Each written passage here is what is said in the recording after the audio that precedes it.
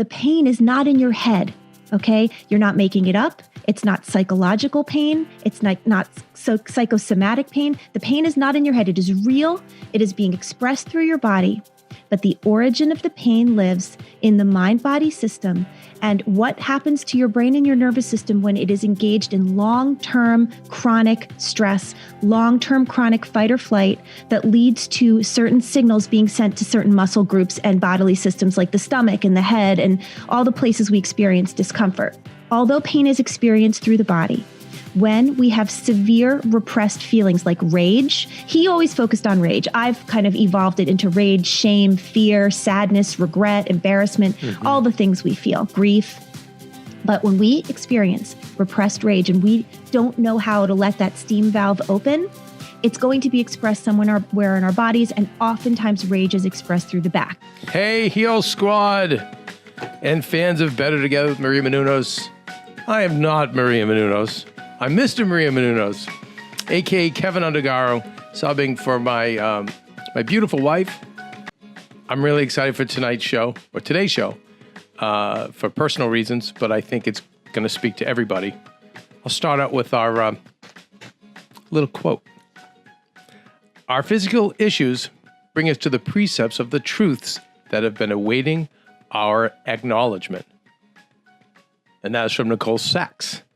Nicole Sachs, if you were wondering, Kelsey, is a speaker, a writer, and psychotherapist who has dedicated her life and practice to the treatment of emotional and physical chronic pain and conditions. It was Nicole's own journey through extreme chronic pain and a condition doctors said was hopeless that led her on the path to the revelation that there was more to her pain than just physical.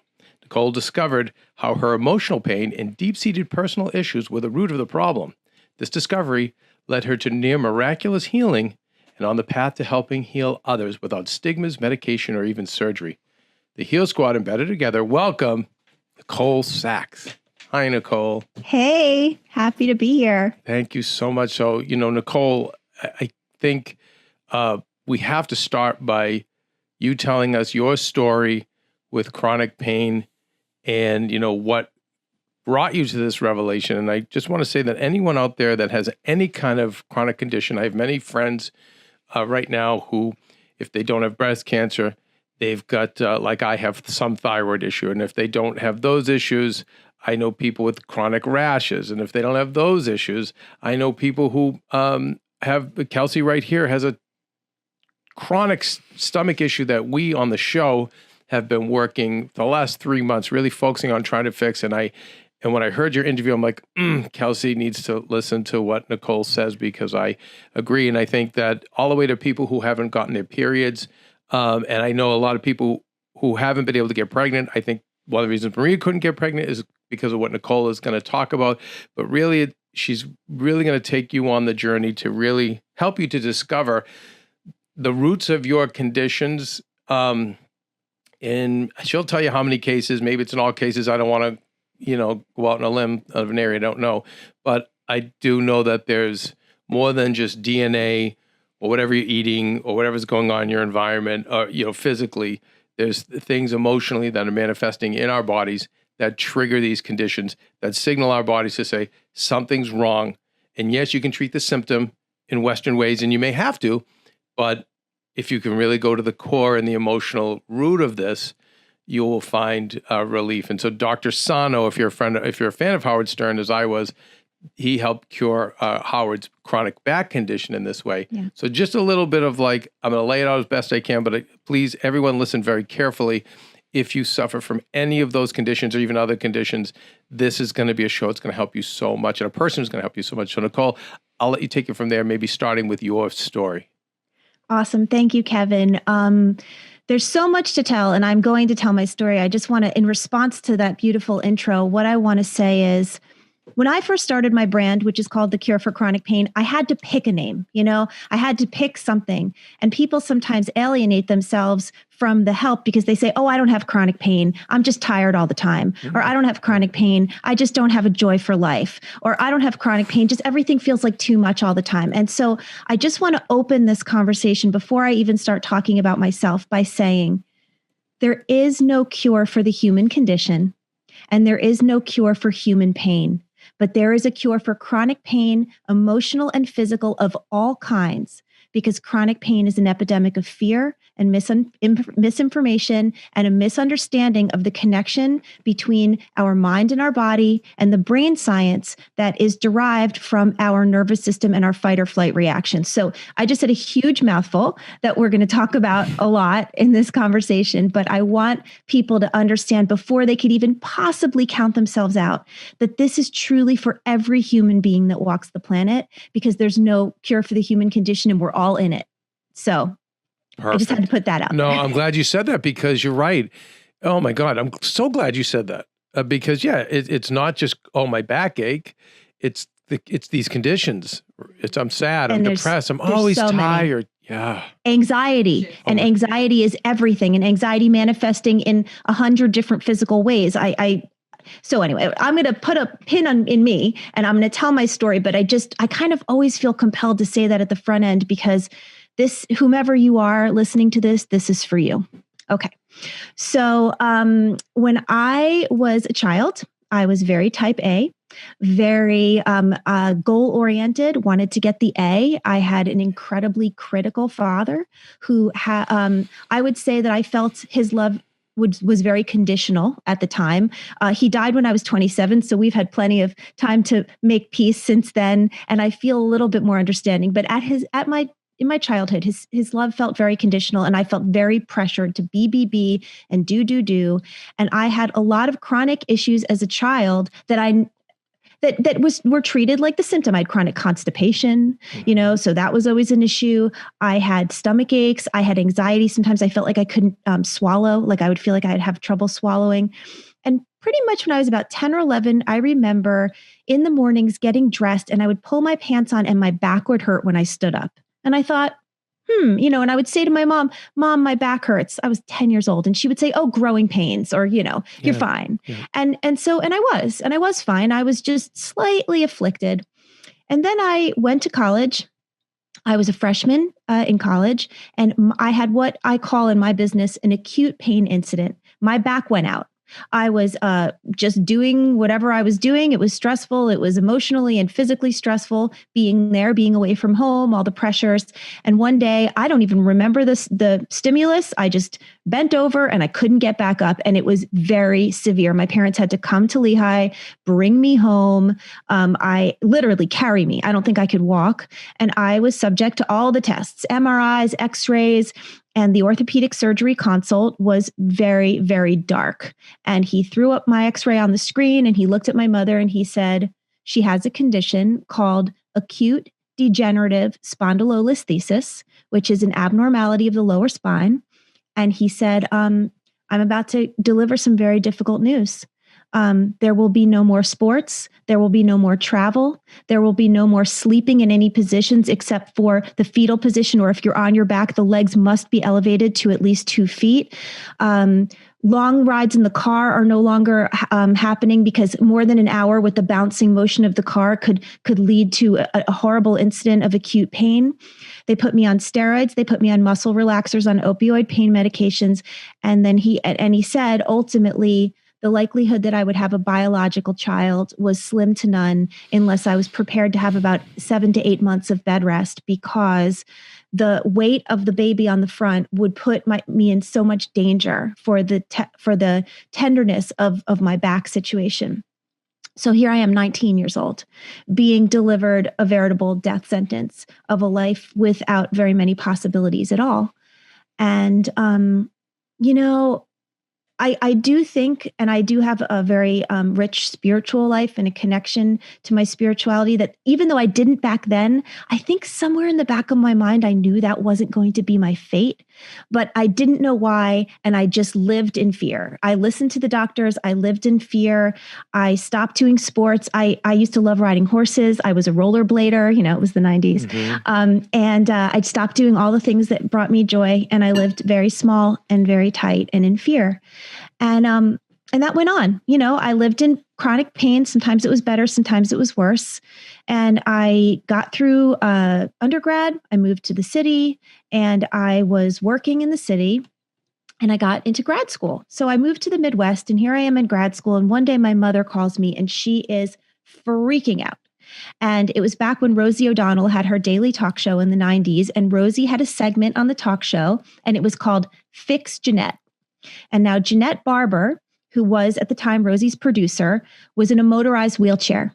She had such severe pain in her knees and her feet and her ankles. No doctor knew what to do for her, that she had devolved into this needing this motorized wheelchair. And Rosie, who wouldn't believe that there couldn't be one more idea, put her in this segment called Fix Jeanette. And my mother was watching the after segment, during which they showed footage of Jeanette Barber running the New York Marathon.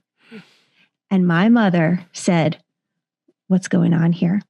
And they started talking about a doctor named Dr. John Sarno, who helps people with all sorts of chronic conditions by explaining to them that the pain is not in your head, okay? You're not making it up. It's not psychological pain. It's not psychosomatic pain. The pain is not in your head. It is real. It is being expressed through your body.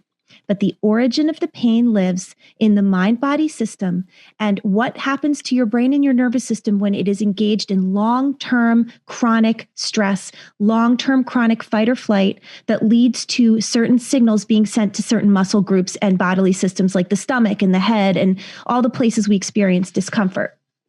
So at the time, he was an attending physician for 50 years at the Rusk Center for Rehabilitation at NYU Medical Center. And over the course of his career, I think he had 4 or 5 best-selling books. But at the time, his most recent book was Healing Back Pain. And so my mom said, "You have to get this book. I think this is what's wrong with you." And I got the book. And to be totally honest, and whenever I speak, I always tell the truth. I didn't even read it. I read the front cover and the back, and I was, 25. I leafed through it and I said, "I get this. I understand what the man is saying." I got the gist of it. And what he was saying was, although pain is experienced through the body, when we have severe repressed feelings like rage, he always focused on rage. I've kind of evolved it into rage, shame, fear, sadness, regret, embarrassment, all the things we feel, grief. But when we experience repressed rage and we don't know how to let that steam valve open, it's going to be expressed somewhere in our bodies, and oftentimes rage is expressed through the back. This was his theory. So I thought, all right, it's probably crap, but let me just try it out. Because why not do a science experiment on myself? Because how else am I going to disprove my mother, which is always, a fun thing to do. And just I was curious. I allowed my fear to be replaced with curiosity, which is something I also teach a lot in my work. And I did a science experiment on myself. So I'll never forget, at the time I was in grad school and I was nannying for these 4 kids. And it was a stressful job. And once in a while, my back would really flare up. And so instead of worrying about my broken back and my ruined life and my terrible future, I just thought, why are you angry right now? And I thought, and I would go over whatever was going on with the kids or grad school or money or whatever was stressing me out. And I just really was honest with myself about why I was angry. And then 10 minutes later, I'd be busy doing an activity with the kids. And I'd be like, wait a second, what just happened here? My back doesn't hurt anymore. And that was the spark. That was the spark of recognition that there might be something to this mind-body connection, something I had never, ever considered in my life. We aren't in the Western world trained about any of this at all. Everything is take a pill, have a surgery, have an injection, or even if you're more maybe open-minded, have like a holistic treatment like acupuncture or a massage or whatever. And I'm not saying that those things are all wrong, and there's certainly a place for all of them in society. But most of the chronic conditions that we live with will never be fixed through physical manipulation of the body, ever. And now I'm 20 years in, so now I can speak with authority. But back then, I was just doing a science experiment on myself. So I became pain-free. And I went on to graduate with all my degrees. I got married, and I gave birth to my 2 oldest beautiful babies, exercising until the day they were born. I had no back pain. And that is a beautiful thing. And that is not the end of the story. And it's very important for people to understand that that's not the end of the story, because one of the things that I gently criticize my mentor and dear friend, Dr. John Sarno, about is that he used to say, oh, a lot of people, 90% of people read the book and get better. And I get it. I understand, because in many ways, the nervous system is a light switch. And when your nervous system perceives you as safe, your entire body functions differently than when it perceives you as in danger. So I do understand why people do get these book cures or this understanding of knowledge cures, but it's not the whole story. And I do believe that my story is as rich and as complicated as it is, so I could carry this message really fully to everyone out there who suffers. So my son, Oliver, who's now 16, was 10 months old, and he was in one of those little those baby walkers, and he was toddling around my back deck. And there were 2 stairs that led from the deck to the driveway. It wasn't a huge fall, but every time I got a little close to it, I was like, I don't want him to go over those stairs. So I leaned over and I picked up the walker. Mm-hmm. Now I see you make a face because you think that that's bad for your back. It's actually not. I mean, it could be a muscle strain if you don't have a strong core, but it's not inherently bad for your back. However, obviously somewhere subconsciously, I thought it was. And moreover, my emotional reservoir that I now understand to be the keeper of your nervous system's perception of your safety was probably up to here. You were worried about your son's safety in that moment, right? Was that? I was worried about my son's safety. I'll put a hold on that. Gotcha. I think what it was, that my son's safety and me picking it up was the trigger, but what it triggered was a lot more fear and anger and sadness and confusion that I didn't know about, because that's where our repressed emotional world lives, in our subconscious. I pick up the walker and it feels like I have a hot knife dragging through my back. And in that moment, fueled by fear, every understanding of the mind-body connection goes out the window. And I say, in total shame, you did it now. Now you did it. Bad girl, like your dad always said. You screwed up. You've ruined everything. You pressed your luck. You had these 2 kids. You probably shouldn't have, because you were told you weren't supposed to. And now your life is ruined.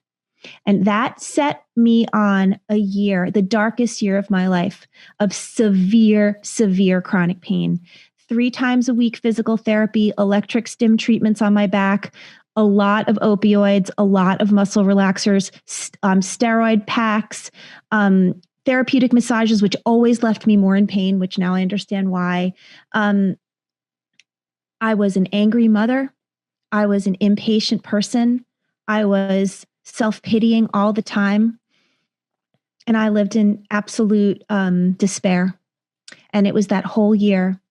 And then this year culminated in this one very fateful day where I was at a deli with my children. They were like 1.5 and 3.5. And it was the kind of deli that every mother dreads, because when you go up to pay at the front, there are all these like clear containers with gummy bears and gummy worms and chocolate covered pretzels. And they're all about the eye height of a 3-foot tall person, obviously by design. And so I'm trying to pay, and I've got the diaper bag over my shoulder, and I have a bad back. So I'm always feeling worried about myself and sorry for myself. And my kids are going wild. They are picking up the containers and shaking them. And Mommy, can I have this? Can I have this? And begging me and pulling at me and tripping. And the containers are falling on the floor. And I am mortified. And I'm all the things, the reservoir underneath. Don't know. All I know is I'm mortified. I wrench the stuff out of my kid's hands. I put it back. I pay the bill. And now we start walking to the parking lot. And this is a very active parking lot. Many stores, kind of like a strip mall. And as I'm walking to the car with one of my children in either of my hands, holding their hands, my back is getting tighter and tighter. The pain is getting bigger, and the fire in the lower back feels like it's going to explode. And I'm making sense that right now this is a very serious situation that I'm in. I get to the car, and for the life of me, there was no way I could get my kids in the car. I couldn't reach my phone. I couldn't reach my keys. I couldn't let go of either of their hands, because 1 second of letting go could have meant that they would immediately be killed. There were cars whizzing by in either direction. They had no sense of danger. And I just stood there in the parking lot, and I put my forehead on the driver's side window of my car, and I just cried. I just cried for my poor children and their failure of a mother and my broken body and my ruined life and all of my hope that had drained from me. I just cried and I just stood there. And to this day, every time I tell the story, I get chills all over my body. It will never get old for me. And to this day, I don't know how long I stood there. My children kind of went limp the way kids do when they just like get a sense like this is an impossible situation. There's no complaining here. And I don't know how long we stood there, but eventually, somehow, I was able to get my kids in the car. I remember driving home and somehow getting them fed and bathed into bed. And although I was married at the time, my ex-husband he would work till after the kids got home every night. One of the reasons the marriage ended. And so I was alone, and I got my kids to bed, and I walked into my bedroom, and I sat on my bed, and I looked out the window, which was this big kind of picture window, and all you could see was the blackness of the night and the stars in the sky. And somewhere in that moment, I surrendered, and I said, "Mess with me, don't mess with my kids." I do not know if Dr. Sarno is right with all this mind-body stuff and all this complicated stuff that it's hard to understand and believe. And I don't know if I need spinal fusion surgery like the doctors say that would put me 6 weeks in a body cast and a rod in my spine and limit my mobility for life. I don't know. But one thing I know is I will do anything. And I call that the gift of desperation. And some people use it as an acronym for God, because I will tell you that it is beautiful to be out of ideas. And I called Dr. Sarno's office. At the time, he was still in practice in New York City. And I made an appointment. It was incredibly expensive. It was money I did not have easily because he was in a hospital for 50 years, 50, that he never got a referral from inside the building. Because his work didn't make money for anyone. It didn't use the surgical model. It didn't use the big pharma model, and it didn't use the medical model. And those doctors in that office were not interested in referring people down to Dr. John Sarno. So his prices were very high because he didn't take insurance, because he was just doing this sort of boutique practice. So I paid the money and I sat down with him. Now, I don't know if you, in your friendship with Howard, ever heard about the personality of Dr. John Sarno. But he was a really kind of hilarious dude. Okay. So he was probably about 5'4", 5'5". He was Italian. He wore the long lab coat. So it went down to about his ankles. And he was a gruff fellow. He was no joke. He was all business. And so I had written, in this very typical A student way I did, this novel of when my back would hurt. It hurts when I move like this, and when I bend like this, and when I pick. And I mean, I spent time. Yes. I spent time on this thing. And so I walk in, I slide it across the table from him, and he picks up my folder, and he says, "What is this?" And I said, "Oh, it's just all the deal of my back and how it feels." And he said, "Okay." He did not lose my gaze, and he took it and he threw it in the garbage can. And it was like this metal, old, like utility garbage can. It went boom. And he goes, "Let me examine you." And he's a medical doctor. He gave me a full exam. And he looked at my MRI, and he said, "Oh, I see what's going on in your back." And I go, "Yeah, it's really bad. Every orthopedic surgeon goes pale." And by the way, that is true. I mean, people freak out when they see it. I have a whole vertebrae that's shattered and replaced with scar tissue. I have stress fractures in the vertebrae above and below. And it looks like it's sitting on itself. I think at some point I don't even have a disc. I don't know. He said, "Yeah." He said, it's called spondylolisthesis. It's a normal abnormality. You were probably born with it. It doesn't cause pain. And I said, "Oh?" And he said, "This is your problem. You are very angry, aren't you?" And I was like, I guess so. Well, how does that matter? And he really explained it to me in ways that I understood, which basically I've kind of touched on. It's just that we live in a mind-body system. Sometimes we feel things in our hearts, and sometimes we feel things in our bodies, and they are literally interchangeable. And when I lecture, oftentimes I say, what I'm teaching you is something that you already believe. Who among us has not had a stressful day and gotten a headache? An emotional stimuli that leads to a physical reaction. Who among us has not gotten bad news and lost an appetite? Emotional stimuli leading to physical reaction. What's the most obvious emotional stimuli that leads to a physical reaction? when you get really, really, really sad, what happens to you?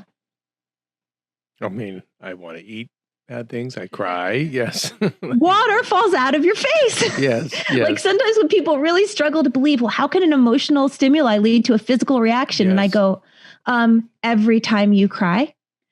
Oh, yes, you could cry because someone hit you in the knee with a hammer. You could, but most of the time you cry because you're watching, a sad TikTok. So, I mean, let's be honest here.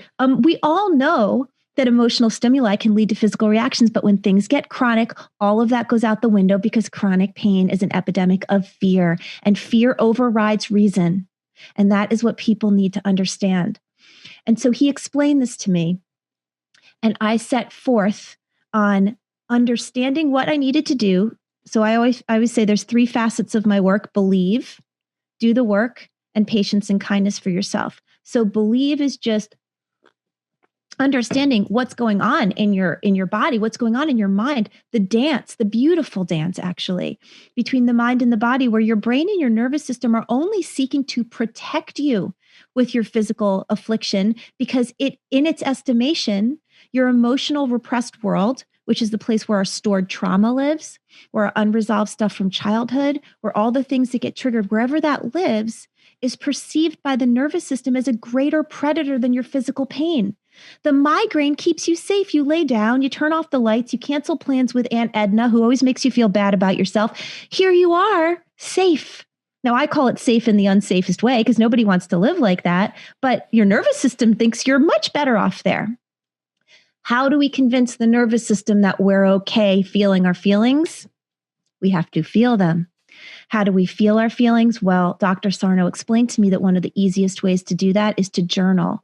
Because when you slow your thoughts down to the space in which you can either write them out or type them out, you make space for epiphany. And I said, okay, whatever. I mean, not whatever, like I'll go journal, but it kind of seems too simple to be true. But I said, okay, I really get you. I get you. I believe you. And I think this is the reason for my back pain that's stopping my entire life. I believe you that my spondylolisthesis, just like any bulging disc, just like many, many findings on MRI, is a normal abnormality that doesn't cause pain. I believe you, which was important. And I said, I'm going to go do this journaling work. So do you want me to just keep going on, like tell the whole thing to the end? Please. The other thing I just want to, it's funny with Dr. Sarno, it's that 20th century exterior, and I'm so glad that you weren't triggered by the throwing of your journal, which was, wasn't your journal, but your, all that time and effort you put into that. I just know the younger generation would have freaked out, walked out and said, he's bullying me, he's attacking me. I just think it was great that you did not let that get you, because I could see that getting you, where you wrote that's the first thing I thought of when I heard that, was like, I could see a younger person today wouldn't hear him because they would just be freaked out that he threw away the stuff in the barrel. Maybe not. I can't say, because it would probably depend on the person, but I have to tell you honestly, my reaction to that was like, all right, then. Like, his confidence was so strong, right, and his resolve was, he was so aligned with what he knew was true. I think you were ready for it, though. I was ready for it. And true readiness is everything. And true readiness you've got to be ready. And I think that, again, for the younger, I think what's great about you, Nicole, and you're going to keep this going. I think what's great about you, Nicole, is that you're the next generation of Dr. Sarno.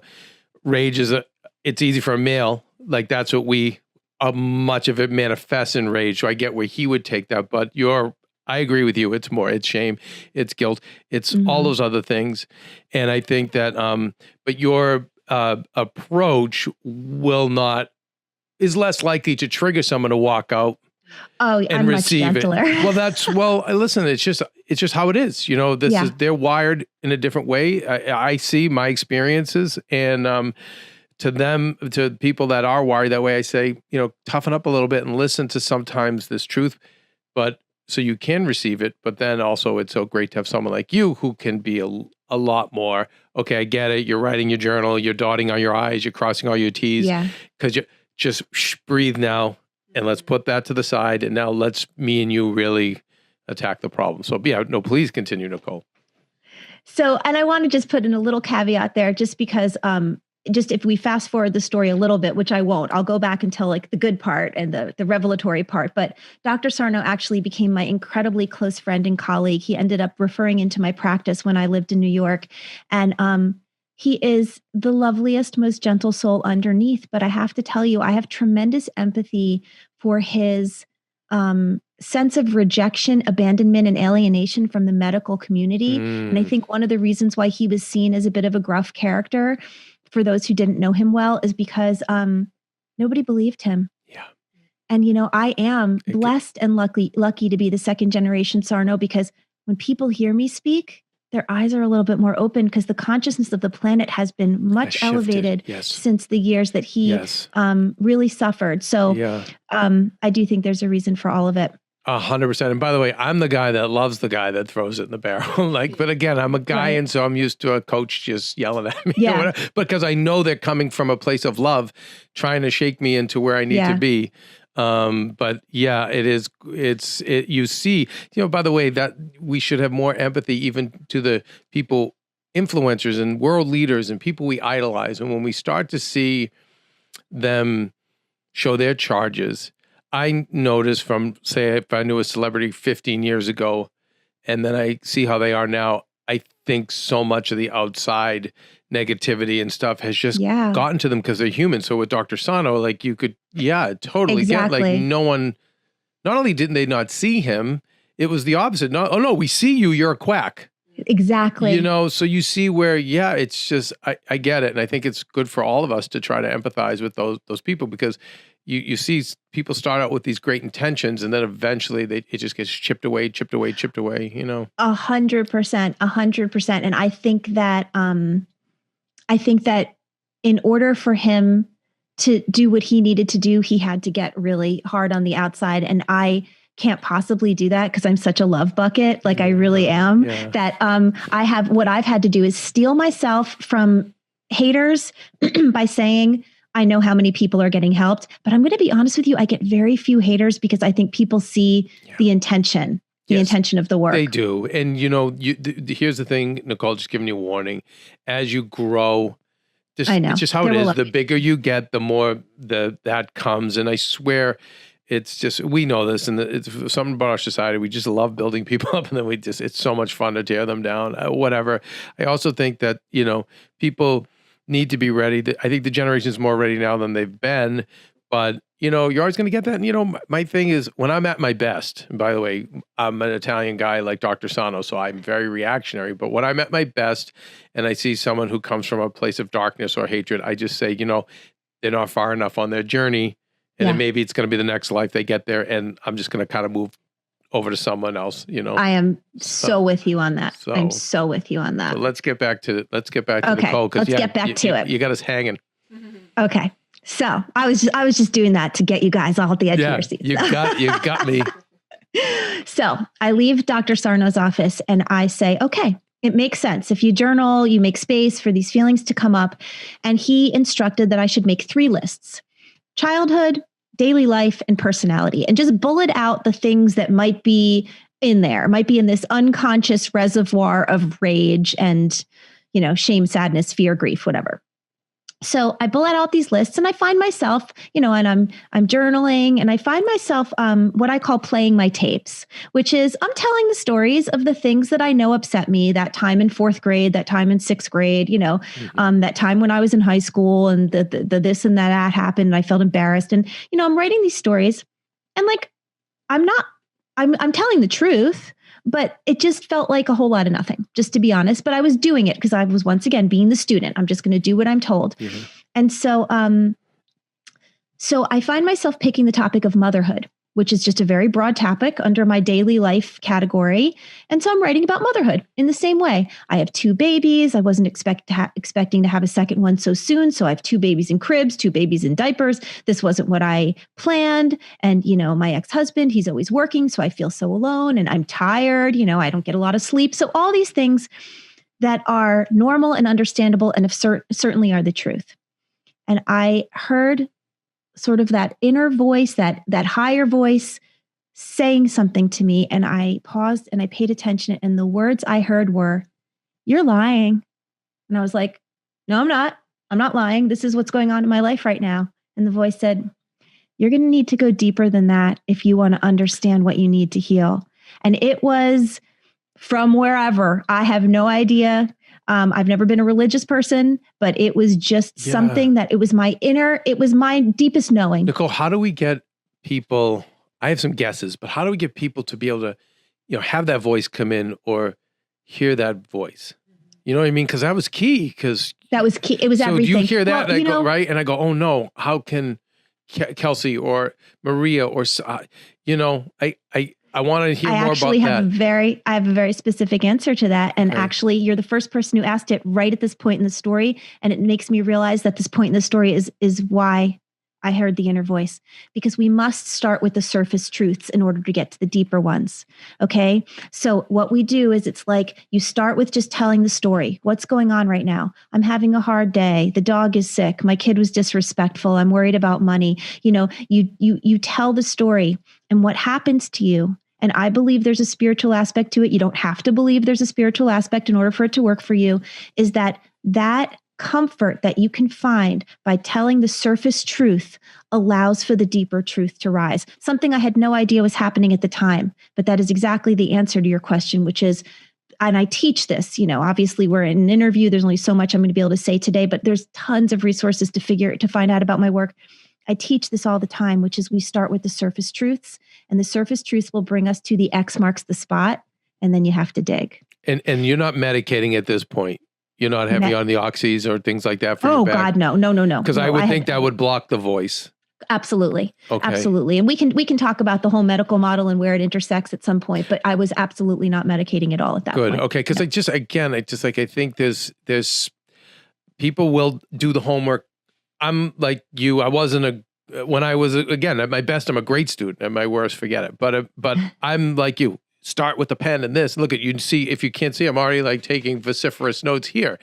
That was the pad I was using. Of course, right. There you go. Right. But I think that it's just hearing that voice that really, I'm so glad you heard it. And that's what fascinates me, because I feel like other people might not think that voice will come to them, but maybe if they're clear-headed, if they're breathing, if they do the surface work, like you're saying, it just will happen. I often tell people life is a behavior modification program. You can never think yourself into better feelings. You must act your way. That is the bottom line. Little actions lead to epiphany. And so the fact that I was sitting there at the desk with my yellow legal pad, making time for myself, getting my child care, right? Having a cup of tea, that it begins the process of opening. And now I'm telling the story. My kids are little. I'm tired. I'm overwhelmed. Not lies. But the voice said, we need to look deeper. And I said, okay. And here's the place, Kevin, where I have to say that my desperation, that moment in the picture window staring out at the stars when I said, I'll do anything, came into play, because I was being invited to do something hard, which is what's underneath all that exhaustion. What's underneath all that discontent? Is it just that you're tired? A lot of people stop right there. And I was willing to do anything. And I asked into my truth. And what came to me was the first line of Journal Speak, which is the language I teach, ever penned. And that line was, I hate being a mother. And it flowed out of me like the most painful battery acid on my tongue. I mean, what? I said, what? And it said, I hate being a mother. And I just let the pen move on the page. I hate this. It's wrong. It's ruined. I did it wrong. I messed it up. I'm broken. I can't do it anyway. I had the wrong babies. My daughter, she has curly blonde hair. She looks like my ex-husband. She cries in my face. These aren't the right babies. This isn't the right life. Everything is ruined. And I just didn't stop. And by the way, what I just think of you, sorry, Nicole, to interrupt, because I think of your personality as I'm getting to know you. Weren't you even ashamed to admit that, right? Isn't that the worst thing in the world to admit? Beyond, first of all, let's dial back. At 19, I was told I would never even have these children, okay? Yeah. I had started fantasizing about being a mother when I was 10. all I wanted to do. My mother and I have this joke that when I was a little girl and she said, "What do you want to be when you grow up?" I used to say, "I want to do nothing like you." Which she Oh my God, hilarious. Oh, my mother used to love that one. But I didn't see myself beyond motherhood. I didn't know I was going to have this big career and be a therapist and do all this. I thought I was going to have children and stay home with them because it was all I ever wanted. And not that there's anything wrong with that. And when we get to the end of the story, you'll realize that my kids are literally everything to me. And there's nothing I love more than being a mother. But in that moment, for that scared, broken little girl inside, the one who was repressing all that sadness and rage and grief, I had to tell the truth first. And the truth of that little girl, the inner child, which is I do so much work on this, is I hate this. I'm terrified. I'm screwing it up. I'm doing it wrong. I did it all wrong. And I just didn't stop writing. And then I got another voice. And the voice said, wait. You don't hate your babies and you don't hate being a mother. There's more here. Keep digging, keep digging. Keep and then it moved to my parents. I really went ham on my parents. I hate you. I hate both of you. Oh, no. You made horrible decisions. You ruined me. It's journal speak is a language of a 5-year-old having a temper tantrum. It is not something that anyone ever needs to hear. And when you're done with your journal speak practice, my first instruction is you throw it away. You rip it into a public garbage can. You delete it from your computer. You don't save it on the cloud. This is not language that anyone else would ever understand. It is to set yourself free. One of my old clients used to say, it's like blowing your nose in a tissue, throw it away. You're getting out the gunk. You're not writing the great American novel. And so I was writing, and the rage went to my parents. And then all of a sudden I had this like great compassion for my parents who, my dad was an immigrant. My mother was trying her best. We had terrible money problems. He died young. Like they were doing what they could. And I did come to compassion, and not everyone does. And you don't need to, by the way, Okay. But I did. And then even maybe, Nicole, if you can't get to compassion, maybe at least empathy. How did they get to this place? And wouldn't it be great to get to empathy? But I have worked with enough people over the years that have been so wronged, sexual abuse, physical abuse, terrible neglect, that they can't get to empathy or compassion. And I say, then just know what happened.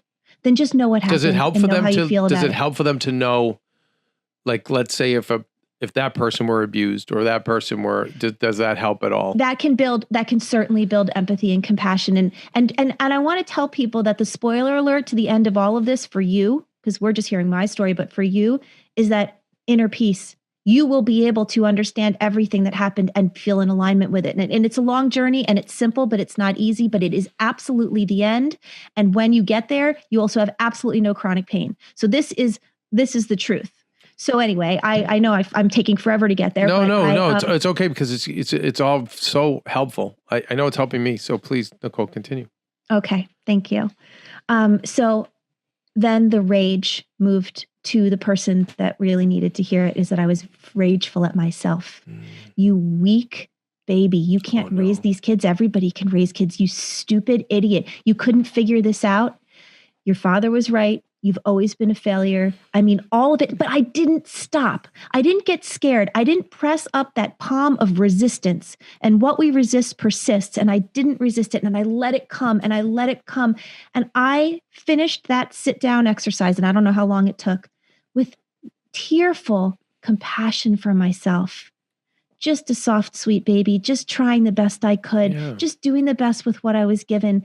And I just felt this process beginning for myself. And I woke up the next morning and my back pain was 80% gone, never to return. Within the next couple months, I worked with Dr. Sarno on the brain conditioning that was causing the last 20%. And within a few months, I had never had back pain again, not for one day. I had a third child, exercised till the day she was born. I'm almost 49 years old. I'm in incredible shape. There is nothing about me that is affected by this normal abnormality in my back. And it is because of my understanding of this mind-body connection. And I cannot speak more passionately about the importance for every person suffering to know that this is what's happening in you. So you get to the place where you then blame yourself. Then you, of course, forgive yourself because you realize you're just a child trying your best. Right. You throw away the journal right away. Just to Right away. Right away. Okay, good. Destroy it immediately upon finishing. Burn upon reading. Burn upon reading. Great. And then and you immediately start noticing relief. Now, is this a practice that you have to keep going back to? Yes. Okay. So what I like to say when I tell my story is a very, kind of hyperbolic, exciting story, but this is just human life. We all need to mind our mind-body connection the way we mind our physical health.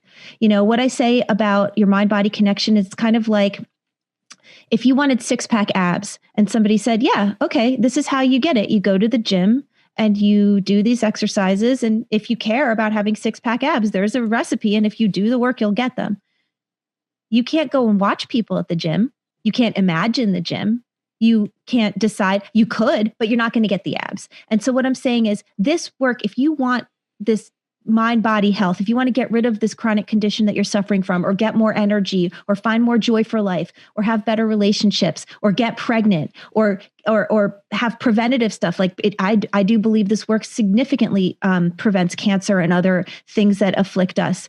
It's not a cure for cancer, but I work with cancer patients all the time, specifically actually in the past breast cancer, because I know you mentioned that. And I have worked with people that have had incredible recoveries. Now, I can't say whether or not this work was a factor or not. I'm not a mind reader and I'm not a doctor, but I will tell you, I've watched it help people go through chemotherapy without losing their hair. I mean, there's just incredible things I've seen from this work when you understand the dance between the mind and the body. So this wasn't the last time I journaled, because I had a long road of I started getting migraines at one point. At the time I was speaking on the Sarno panel at NYU, because I worked with him for years speaking on his panels at the college. And I was sitting on stage once and I had been getting these terrible migraines, and somebody was asking me a question and I just stopped myself in my tracks. And I remember I had the mic in my hand. I go, I just realized I don't need to get these headaches anymore. It was a real journey of discovery for me.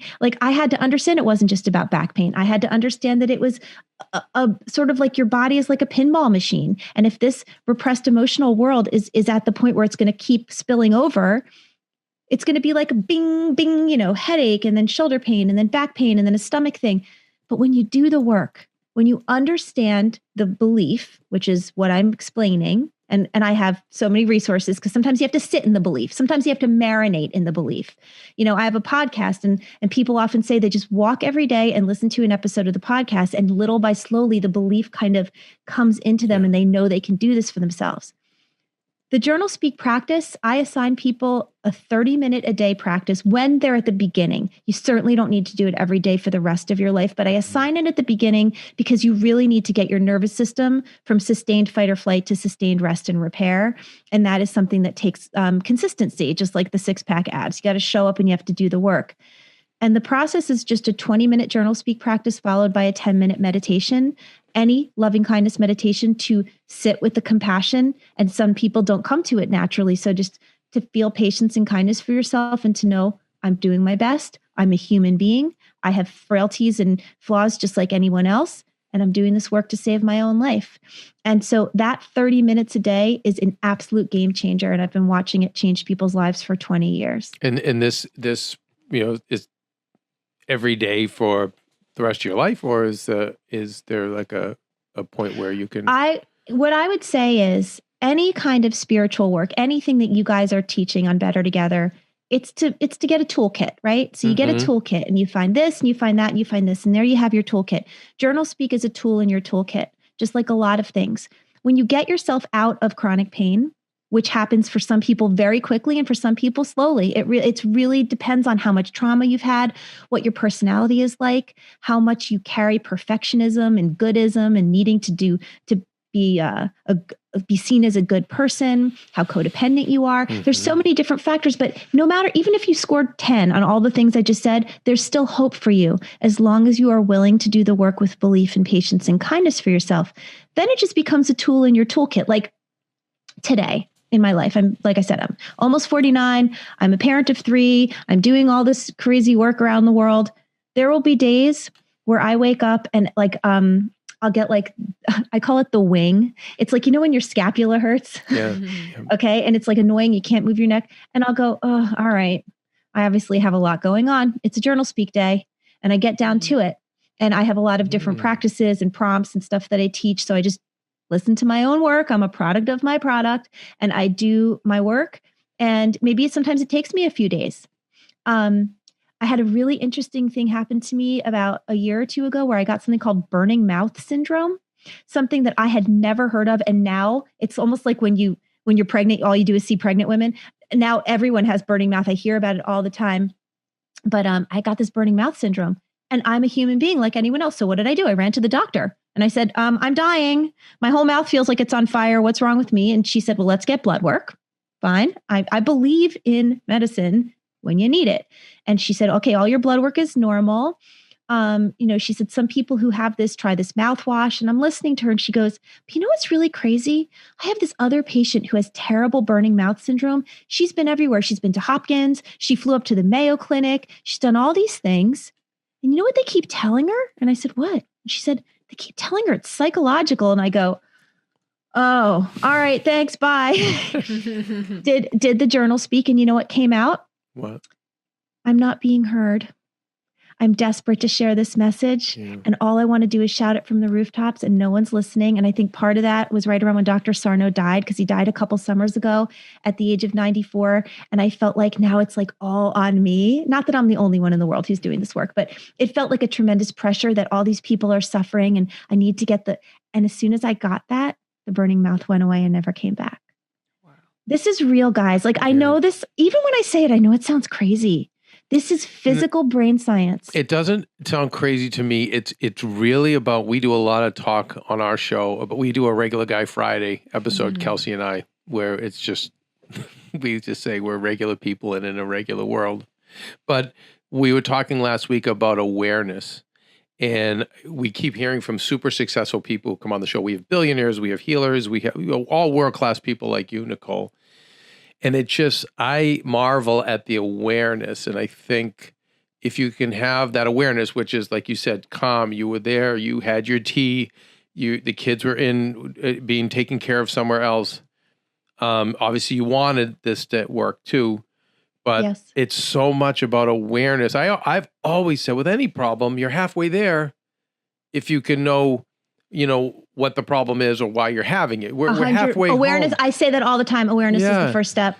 I find myself, because I have this Instagram account where I put out a lot of information, and I find myself writing that to almost every person who's like, but wait. I say, no, awareness, start with awareness. And I think it's finding ways to love yourself enough to quiet everything around you. Maria has a really hard time. I mean, she's like a little kid. I have to put her to bed. I literally have to go.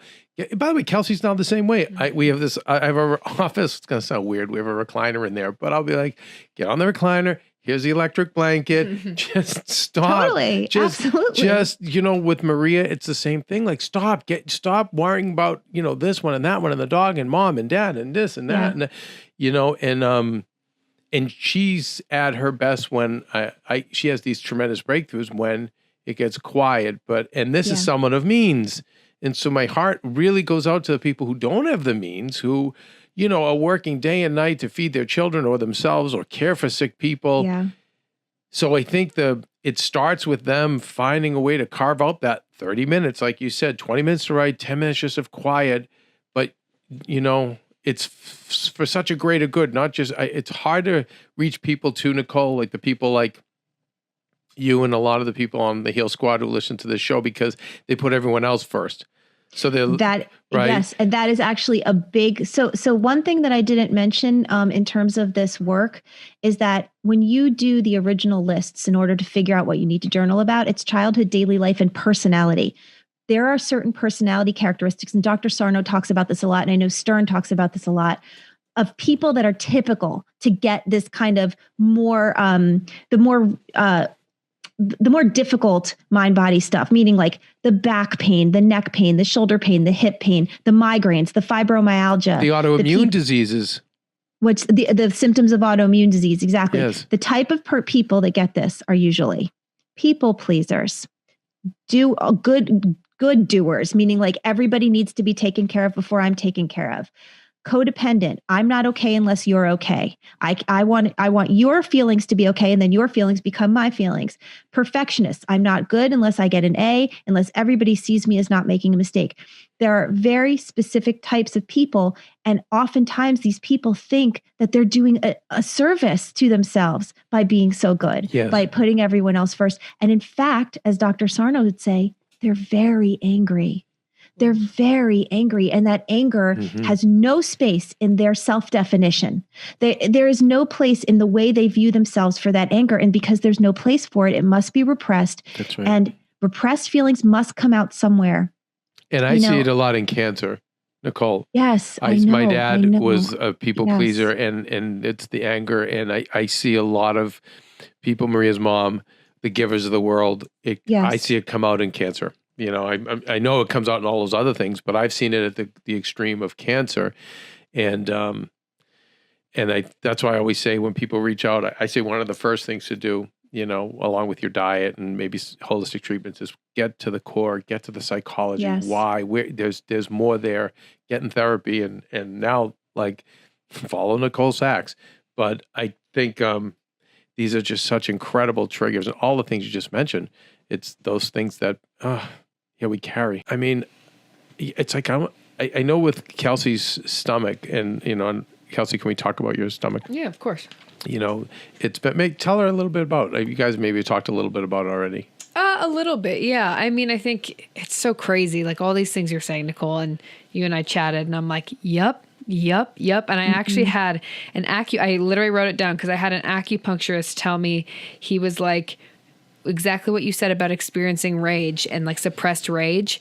And when he put the needles in my stomach, I felt like my stomach was on fire. And he literally said to me, he was like, that's suppressed rage. And I was like, I'm not a rageful person. I'm not an angry person. Exactly. Holy shit, though. And then it's like you start to really think about it. And I've just now recently, after starting to listen to you, I've started to journal. I need to more. But anyways, I mean, the stomach thing is, I've had stomach issues my whole life. And in the last, I would say, 3 to 4 years, they've gotten significantly worse.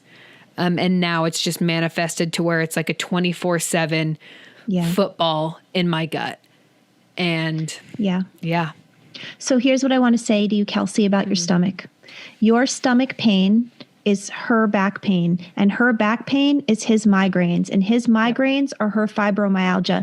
It doesn't matter how it is expressed through your body. The reason that you have stomach problems is because it's something your brain is easily conditioned to. You've had stomach problems your whole life, and because the mind-body system seeks the path of least resistance, probably the reason I got back pain is I do have a normal abnormality. My spine certainly doesn't look like a spine in a kid's health class, at all.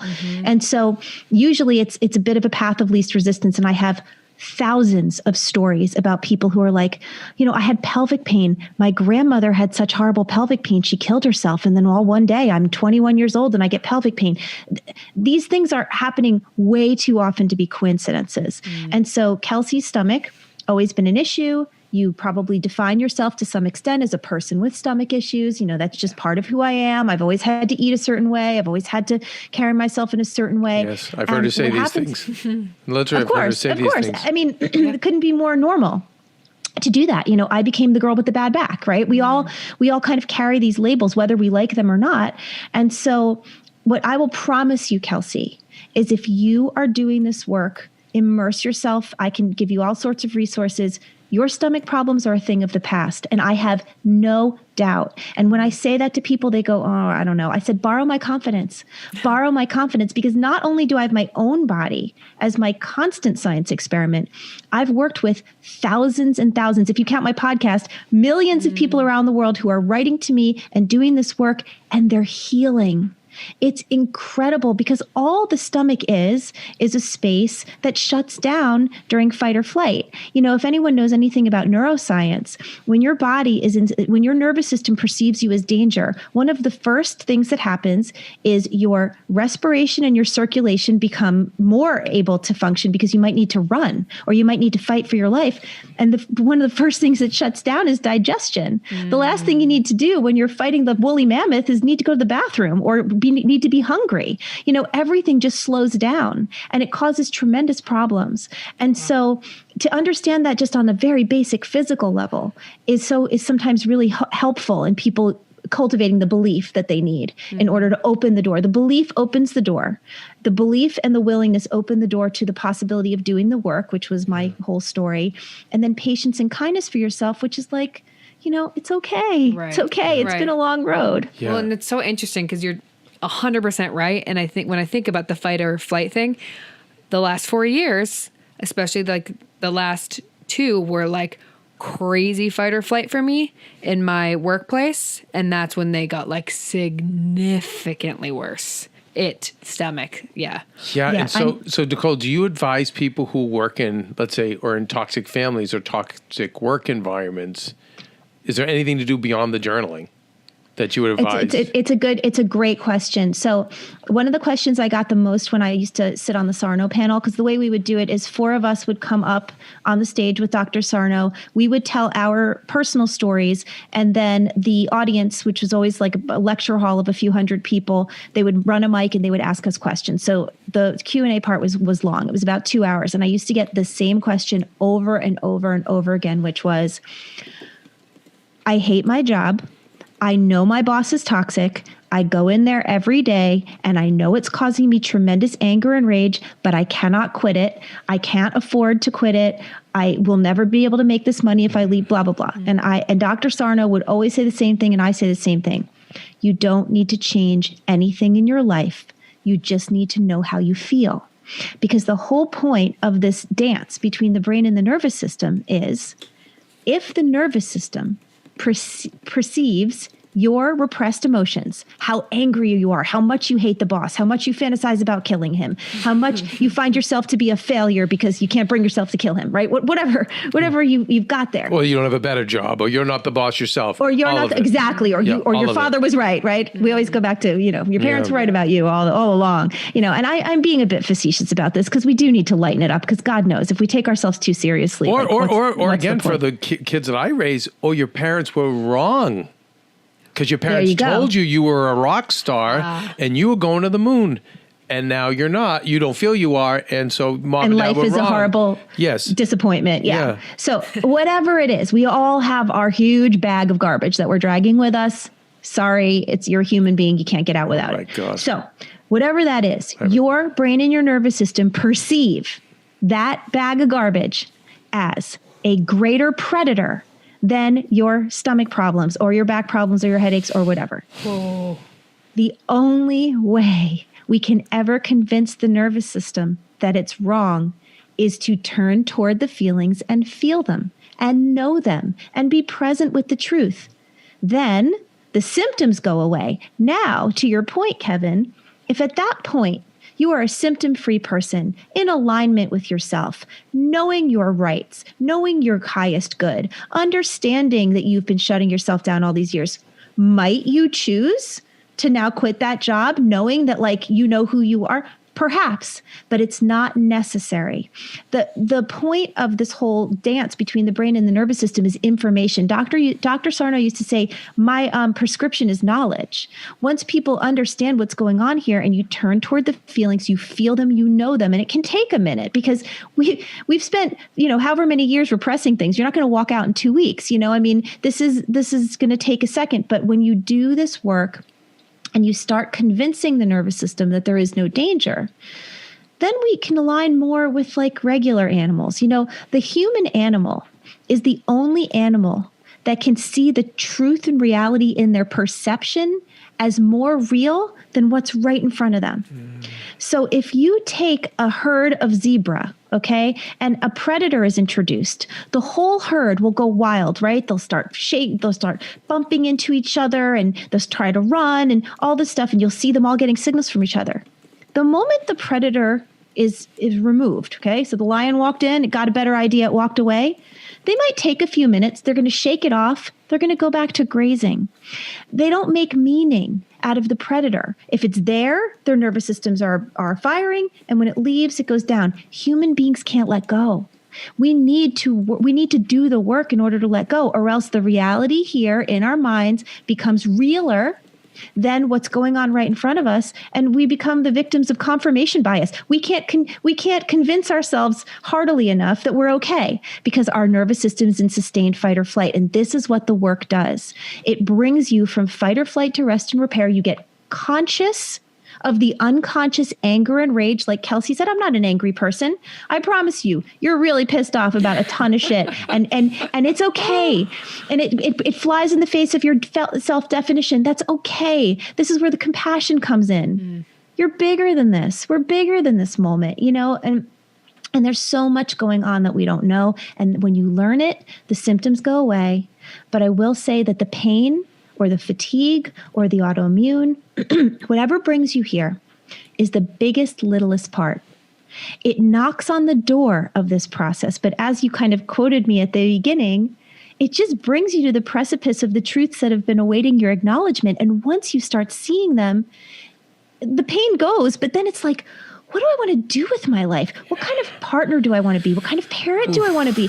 What kind of contribution do I want to make to it's amazing. One of the things I said to Gabby Bernstein about my wife Maria was that she is a Ferrari going 160 with a tractor trailer of cement. You would say garbage, but garbage and cement together. And it's like if she can learn to lose that tractor trailer, oh my God, that Ferrari is just gonna sail.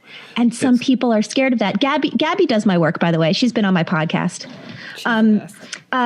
People, but believe it or not, and this is when the work gets a bit deeper, we have to look into our terror over what we might be if we let go of that garbage. What might I be if I were this Ferrari? Would I be able to control it? Yeah. Or I won't have these crutches anymore. Maybe I don't have that story anymore. Right? Like, there's a lot of that. Yeah. And again, with awareness, and I think that's probably a few steps ahead of when you start with Nicole's program, you end up getting there. I think, okay, if you have cancer, this is amazing. If you have, like I have Hashimoto's, if you have, great. But I think for other people out there that are having the migraines or heartburn or fatigue. Yes, heartburn's a big one. Right? If you're having all these things, more than likely they're triggers for something greater that's going to come. But if you can start doing this work now, you'll not only be relieved from them, you're really going to prevent the darker stuff that's going to come. For me, I was like you, 100%. I had IBS like when I was in my early 20s, and that just kept going. And now, and then to Hashimoto's, which is a fight or flight thing. I didn't know that the Navy SEALs, this is the number one affliction of the Navy SEALs. I didn't know. I thought I didn't either. Yeah, I was like, makes sense though. Right? And I was like, why do I have this? This seems like a feminine thing. Like, no, it's fight or flight. And, but I think now looking back, if I could have done the work then, and I'm fine, I'm going to do the work now, so I'm very happy to do it. But I think for other people out there, that just be aware of the kind of little things you have on the horizon that you don't think are really that big a deal, but it's there's even if it's not getting your period. I keep going back to it because that blows me away. I have a lot of friends who like for years haven't had their period, like in their 20s, and I'm like, what? A ton. Me being one of them. And then I talk to 1,000,001 other people and they're like, oh yeah, years. Like, it's crazy. Amazing. And one of the things I want to say about the human body is that, there's that cliche, we only understand 6% of our brain. I don't know what we're up to in 2021. Maybe we've gotten to 9 or 10. I don't know. But we don't understand. Nobody. The best scientists at Harvard and Mayo and wherever you want to go that you think is the top tier, nobody understands the exact reason that the human body behaves as it does. Mm-hmm. And I want to bring in long COVID for a moment, because long COVID has been all over the news. It's everywhere.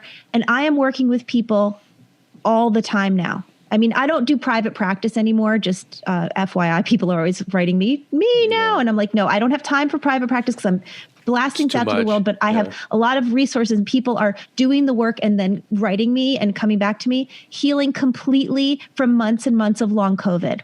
Okay. It's all the same. It is the dance between the brain and the nervous system. It's the sustained fight or flight. And so when you talk about, Hashimoto's or or cancer or not getting your period, the human body is going to protect itself because the brain and the nervous system see your affliction, whatever it is, as a protective mechanism against feeling this reservoir, no matter how it needs to.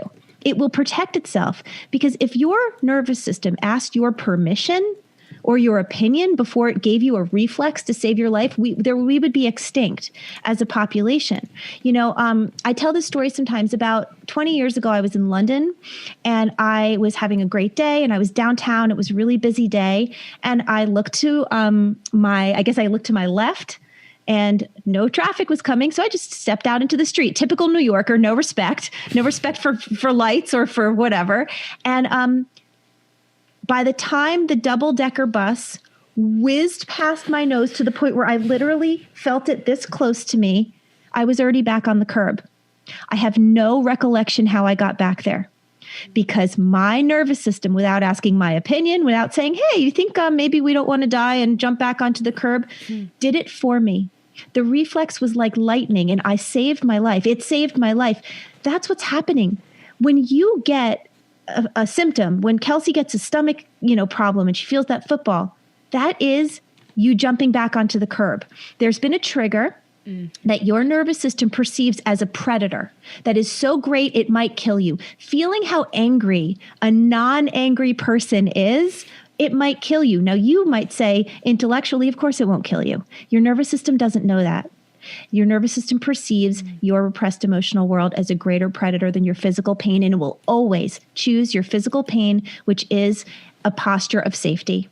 And when people get that, and when people get that I am not talking about hippy-dippy therapist stuff, I know I'm a therapist, but I am not talking about this as a therapist. I'm talking about this as a clinician and as an expert in mind-body medicine. This is what's happening in the physical system, and we can't overcome it by continuing to put a shot in the place in the body that is hurting. Because even if some people have a surgery and they're like, oh, well, I had a back surgery, but my back doesn't hurt anymore. And I say, oh, okay.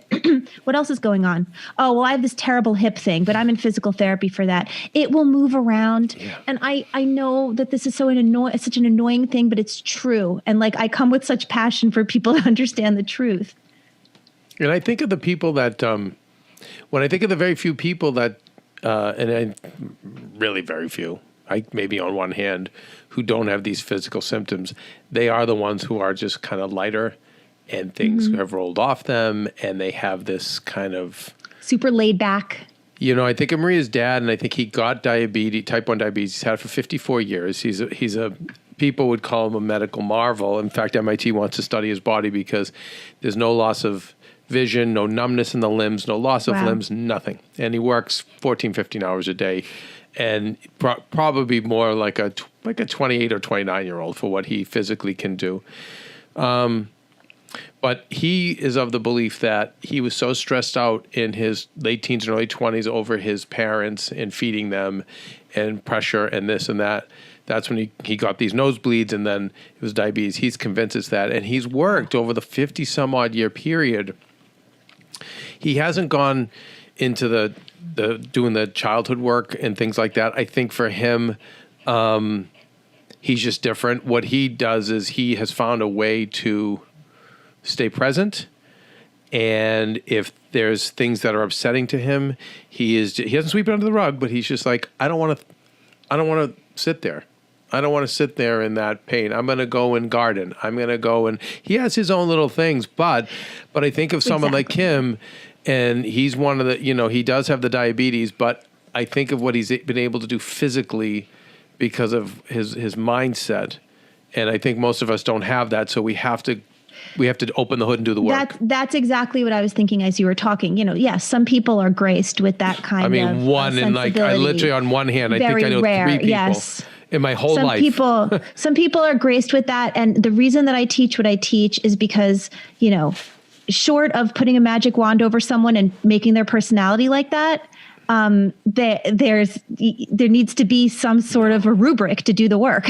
And especially today, because we are so much more plugged in. He came from a village with no running water, and so he's not going to be addicted to his phone. He does. By the way, he's on Facebook. He has his phone. He has fun with it. But man, that thing goes right on the forget it. We lose it half the time. And he's Greek dancing. He's doing ecstatic dancing. Yeah. He doesn't know it's ecstatic dancing, but he's doing all of these practices. That's awesome. But because, for us who, especially the young generation, we're born with an iPhone in their butt. Like, I know. I have a few. Right? Yeah, right. And there's so much stimulation. So it's inevitable that we're going to have to deal with these things. And I love the way of dealing with this. And I'm excited to get to work myself. Kelsey, what were you going to say? I was going to ask Nicole, I want you to talk a little bit more about COVID long haul. Yeah. And what everyone's experienced. Because I just think that So Nicole, are you talking about the mental ramifications? Or you're talking about people who've actually had COVID? Oh, yeah. So have you heard, Kevin, about all this COVID long haul stuff yet? No, it's nothing I'm to worry about. Excellent. Let me get on that. Okay. No. Don't worry about it. But here's the thing that's happening. And you can look up, Anderson Cooper did a piece on it on 60 Minutes. Michael Barbaro did a piece on it yesterday on The Daily, which is the New York Times podcast, but it's everywhere.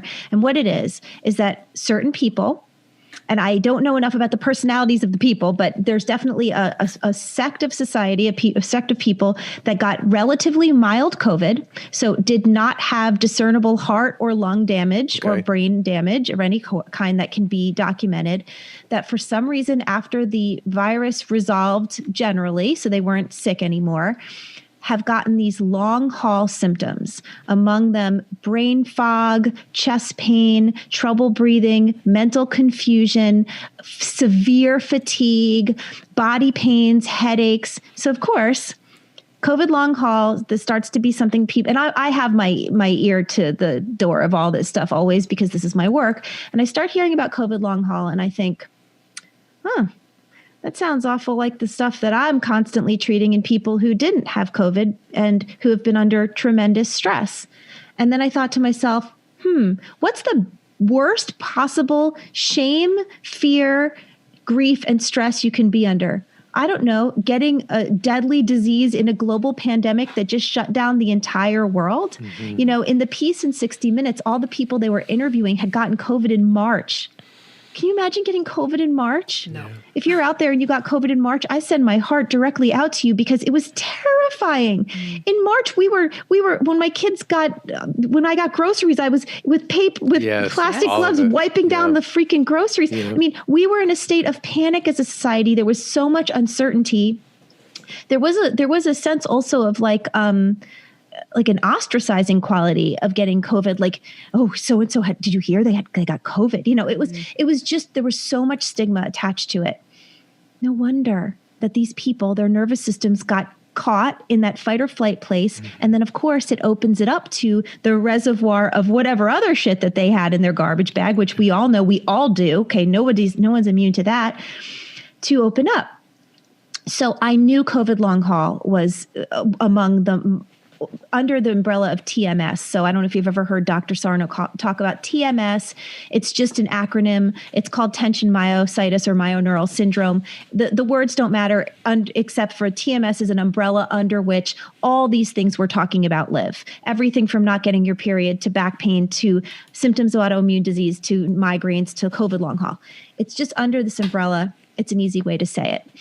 So I knew that COVID long haul was TMS. I knew it intuitively because I've been doing this work for so many years, over 25 if you count in my own body. But there was really nobody to tell and certainly nobody to listen. So I just kind of was like talking about it on my own Instagram. I have an IGTV series. I made a video on it. I put it on my YouTube channel. And then about a month ago, I got an email from this lovely young girl. Her name is Lika, and she's in the Netherlands. And she said, I suffered from COVID long haul so severely that I was certain that I was going to die. She's 35 years old, in excellent shape.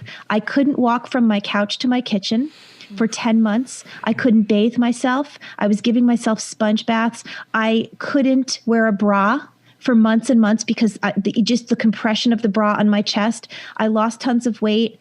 In the evening, I would call my mother, not sure I would make it through the night. I gave her my passwords for my computer and for my different things so that somebody would know them if I were to die in the night. This is how that girl was functioning. She said, I listened to a Dutch podcast a podcast I personally have never heard of. It's in the Dutch language. I don't even understand. Somebody was talking about your work, meaning mine. I Googled you. I downloaded your online course. I did the work, and she wrote me, I'm totally better. Wow. I painted my bedroom yesterday. I went on a 3-mile bike ride, and I said, I need to get you on my podcast. So I interviewed her on my podcast I think it's about a month ago. I've received hundreds of letters from people around the world saying, oh my God, I'm getting better. My headaches are down from every day to once a week. I took a walk yesterday with a friend. So Nicole, you were able to discover, she was able to discover rage and shame and all of those things. Well, the first thing with people with COVID long haul, they usually just have to excavate the amount of fear and stress they were under just having the COVID. Okay. You know, COVID long haul in itself has a genesis because of the amount of terror, and especially people who got it early in the pandemic. And then she's basically said that now it opened her up to knowing that she had to do this work. She was like, oh my God, I always used to get those, that TMJ, or I always used to get that heartburn. And now I know why. And so now she started doing the work, and now she's living her best life. Like, she's an incredible woman. But all I'm saying is this is what's happening. Mm-hmm. And all I hear on these news programs, which makes me crazy, is there's no solution to COVID long haul. We're just at the very beginning of understanding it. It's going to be years and years. And when you hear these accounts of these people, I'm like, these people aren't going to make it years and years. Some of these people are going to take their lives. Like, we need to help people understand that COVID long haul, it's very serious because it feels serious. Just like my debilitating back pain felt serious when I couldn't walk to the bathroom and my parents were carrying me. It was humiliating. But it was no more serious than no more serious than the other. It's the mind-body connection. It's exactly what's going on with this sustained fight or flight. When it gets to rest and repair, the symptoms go away. Nicole, what about this for a try? If I'm take the time, journal this out, I get to the core of my rage, my shame, and all of those things. What's your opinion on, now I take that to a really good EMDR person to help me tap it out? What do you think of that? Amazing, beautiful, perfect. Okay. There's, it takes a village to keep us healthy. And I think as long as people understand that the only one that can do this work for yourself is you. So like, yes, going to therapy is fantastic. I love EMDR. I love tapping. I love holistic. I love the whole body approach. But because you're the only person living in your particular nervous system, and since it's your nervous system that's deciding that you're in danger because you're being a human and your perceptive life is more real than your actual life, only you can do this work and get the realizations and have the epiphanies and the moments of awakening. But once you start becoming more aware, yes, grab hold of it and do all the things. Even though acupuncture is a physical solution, I love acupuncture. You just can't only use acupuncture because your nervous system won't be convinced to stop jumping off the curb because of acupuncture. Right. But it can certainly be amazing as like a holistic practice. Like with Kelsey, and again, I only make the regular guy guess, but with Kelsey, it's like I said, like your stomach's on fire, and I think it's good. The acupuncture will help put the fire down for a minute or even put it out, but what's igniting that fire? Exactly. What's gonna happen next time someone lights a match? Right. And what's lighting the match? And that's where your work, I think, comes in. Yeah. Nicole, I was taught by my therapist that you really have to get to the subconscious and unconscious. It's not enough to just kind of sit 3 days a week with a standard therapist, although it's great. But are you of that belief too, that you've got to get deeper? What you said is you're saying exactly what we're saying without knowing it. That's exactly what you're doing. Okay. Exactly. So if I would say I could count on my hand how many times I've been angry in my life. That's not true. I'm not an angry person, but there's so much anger in my subconscious, and I'm not comfortable with anger. Why? Because my dad was a rageaholic. He was a daily drinker, and every time something happened that he didn't like, he would scream at the top of his lungs. He would call you every name in the book. So I made a decision consciously and unconsciously as a young child. Anger is dangerous. It's mean. It makes people feel bad, and there's no use for it. And that's how I lived my whole life until I realized yeah, I'm really freaking angry about certain things. And I don't necessarily need to take them out on other people the way my dad did, but I need to understand them in myself. I want to be an integrated person. I want to be a whole person. And that is the way you do it, by understanding this unconscious world. So 100% yes to your question. And I know we've said it a couple of times, but it does go with, there's rage, but there's also shame, right? Oh, yes. And guilt. And grief and unfelt grief. Yeah. And when you don't feel like you have a right to your grief because everyone's like, turn the page, your feelings are no longer convenient for me, but it has to still live somewhere. I mean, that's why this work is so beautiful and so personal, because it's for you. Not everybody else wants to do it with you, but you can do it for you. I think it's interesting because I remember I got acupuncture and certain needles, okay, they went in, and then others were like, ah. And, who I was working with, Vicky Vesalonis, who's done our show many times, was like, oh, that's grief, where she hit. And when, talking about a grief, you said something, I think there's people out there like who don't feel as though they're entitled to grief. Maybe I have both my parents, or I was born well-to-do, or I'm healthy, I'm a good athlete. Who am I to grieve and right. And so that's a huge one. That's a huge reason for emotional repression, because we can always discount ourselves. And even in the situation where it's like someone mistreated you, but you can see where they're coming from, your feelings are still as valid.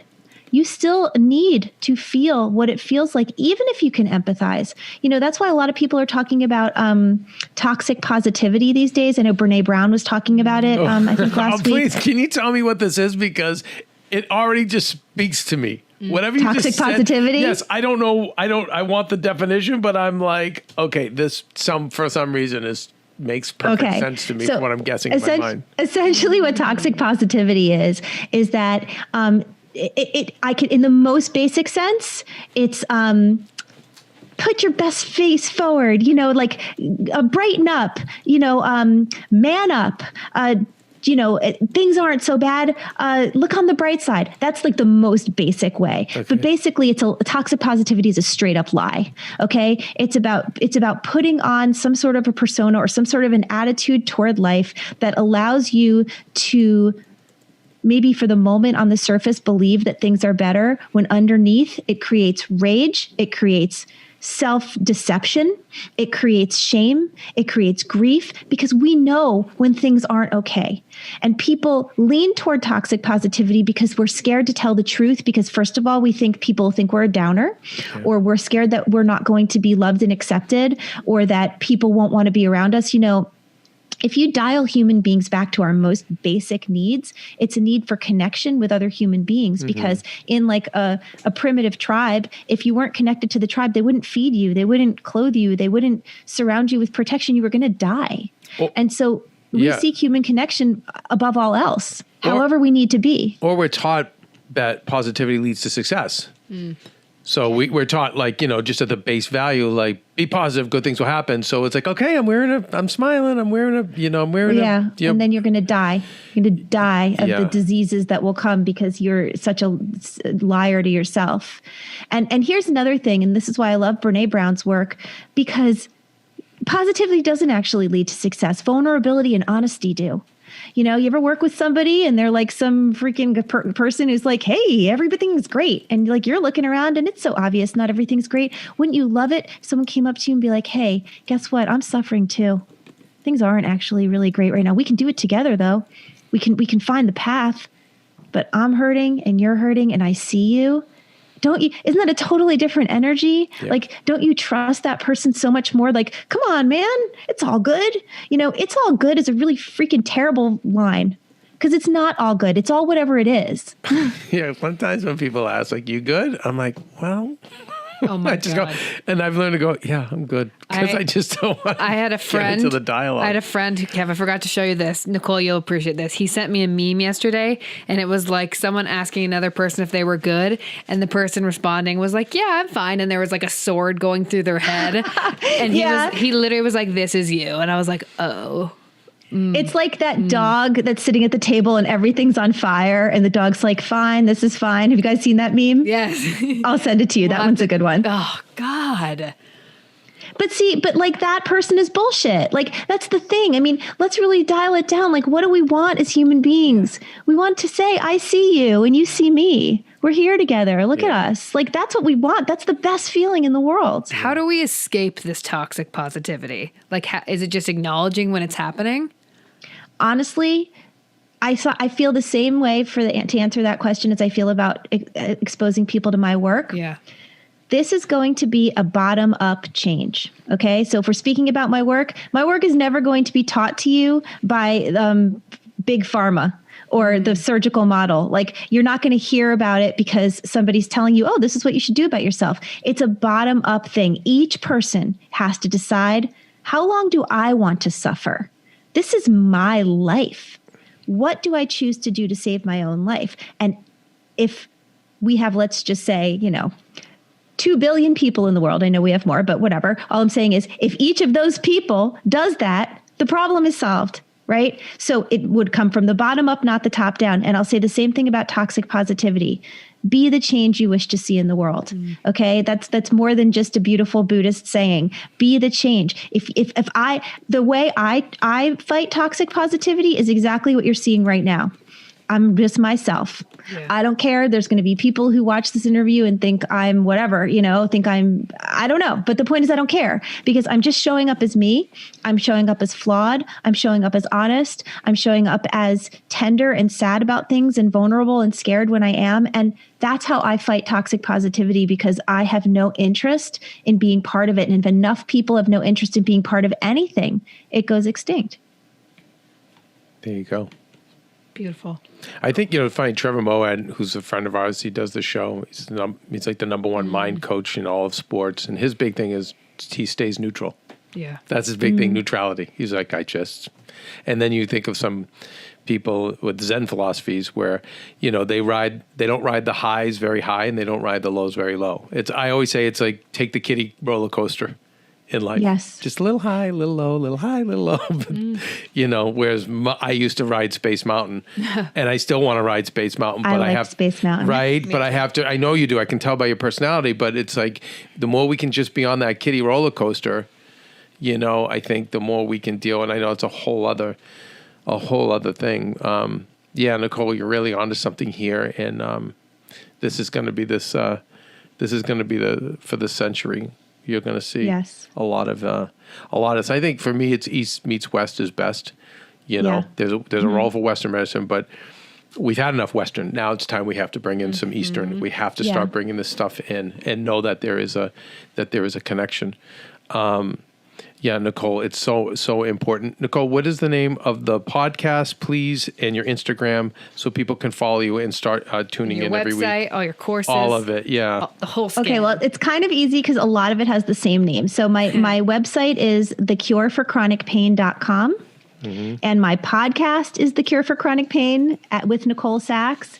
From my website, there's a resources page that links to everything. My Instagram is just my name at Nicole Sachs LCSW. I tried to just get my name, but someone had it. So I guess Nicole Sachs out there. What's up? But I'm Nicole Sachs LCSW. No H in Nicole. Some people put an H in my name. NICOLE. And my book is called The Meaning of Truth. You can get that on Amazon. And I have an online community on Facebook called Journal Speak with Nicole Sachs, where I've got thousands of people in conversation every day supporting one another. And I don't know what else. I have a YouTube channel. I don't spend a lot of time there because I do my podcast every single week. And so there's just only so much I can say. So much. And I think, Nicole, like this is probably a separate part, but so you don't end up like Maria. You've got I'm just saying as someone older than you, I've been in this business a long time in the media end, but I just want to see you conserve and kind of pace yourself because, it's funny. Do you remember Audrey? I mean, from Breakfast at Tiffany's, Audrey Hepburn. But one of the things that people had said about her was she was so into giving and giving and giving and giving that's why, things ended. She died. Yeah. Yes. And so, you have this message and you want to get it out there. And I know sometimes it's hard, like for Dr. Sarno and for you, when being a visionary and you can see everything so clearly and you're like, wait, why aren't you listening? Like it's hard. So I think your journey is going to be managing that. So, you can go the long haul with this because, this is really important work and what you're doing is great. And, I can't wait for you to meet Maria and for us to stay in touch. And, I think I've got some work to do here. I know I do. So Kevin we and I all are do, starting. though. We really all do. Mm-hmm. Yeah. Mm-hmm. Yeah. I've been, for me, for males, for our, we have mostly female listeners, but we have males too. And I think for the male thing, it's always just like, suck it up. And I know women here suck it up in a different way, but we hear like, it's a shame thing if you don't. Yeah, my dad would be like, "You get the F out of bed, shut up." Like he would be like, my dad, and I can't help it. I get sucked in. He'd be like, "Are you? Do you see who you're married to? Do you see where you live? Do you see like your life? Mm-hmm. Shut the F up." And you know what I mean? But yes, those are ramifications. So I just say that if you start putting the work in, and I think I'm seeing it pay off because I'm the work. This show's making me do the work because it was one thing the last month I was producing it, that was helpful, but now like I have no room but to I have to laser focus on you guys, and it's a lot. No choice. But I find myself evolving every day. I'm making so many different choices. I'm reacting so differently to things because it's really hitting my subconscious. It's great. And it's beautiful. Anyway, all right, so Nicole, let's definitely keep this conversation going. And thank you so much for today. And I look forward to many more of these. Thank you so much for having me. It was so great. You too. Wow. Great interview with Nicole Sachs. So you guys, thank you so much. Listen, the best way you can help us is by staying with us. Please subscribe to our YouTube channel if you haven't already, but tell friends to do so. That would be great. And if you're listening, then please have more friends subscribe and comment. And those things would help us a lot. And every day we're just getting a little better. I feel like a little better, Kelsey. Agreed. Amen. Kelsey. And the poodle in my lap agrees. With her new haircut. Wow. Look how beautiful she is, everyone. She doesn't want to turn around now, but she looks so beautiful. Look how cute she came out really nice. Yeah. Little home haircut we gave her. Yeah. Well, Kels, until then, what? Everyone, be nice people, make good choices, and be present.